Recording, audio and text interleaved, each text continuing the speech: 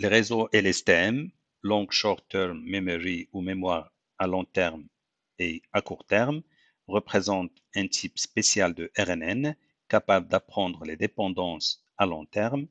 Ils ont été introduits par Hochreiter et Schmidhuber en 1997 et ont été par la suite affinés et popularisés à travers plusieurs travaux. Ils fonctionnent extrêmement bien sur une grande variété de problèmes et sont maintenant largement utilisés, même si les transformers sont depuis quelques années considérés par plusieurs comme présentant une meilleure alternative. De prime abord, l'architecture des réseaux LSTM peut paraître complexe, comme on le voit sur cette figure. Nous allons donc essayer de présenter les LSTM dans une suite de transformations de réseaux RNN standard de façon à dégager l'intuition derrière leur conception. Nous allons utiliser les symboles suivants, comme dans l'excellent blog Understanding LSTM Networks. Donc, Neural Network Layer, donc une couche d'un réseau de neurones.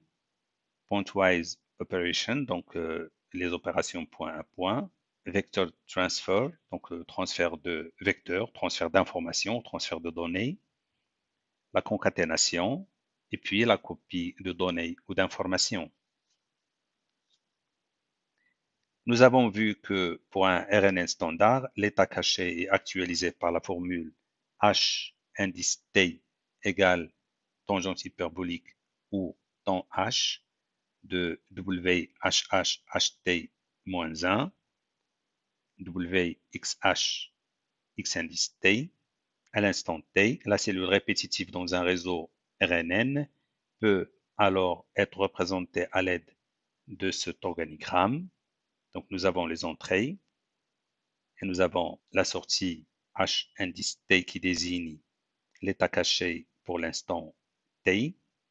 Comme pour le réseau RNN, temps h ou tangente hyperbolique est utilisé pour aider à réguler les valeurs circulant à travers le réseau, donc les valeurs obtenues à la sortie de l'opération linéaire, la multiplication par les poids, en considérant donc les entrées ht-1 xt. Donc ces données sont régulées à l'aide de temps h, tangente hyperbolique. La fonction temps h écrase les valeurs pour qu'elles soient toujours comprises entre -1 et 1.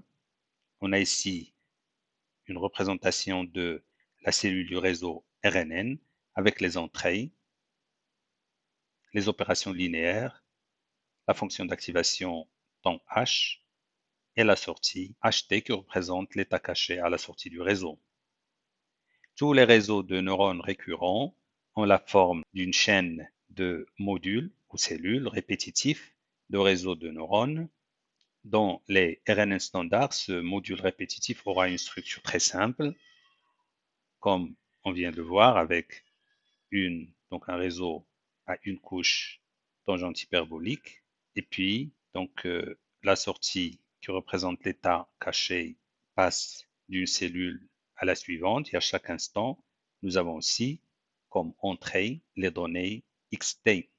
Pour les LSTM, on a également cette structure en chaîne, sauf que le module répétitif, au lieu d'avoir une seule couche de réseau de neurones, dispose de 4 couches de réseau de neurones qui ont des rôles spéciaux que nous allons détailler par la suite.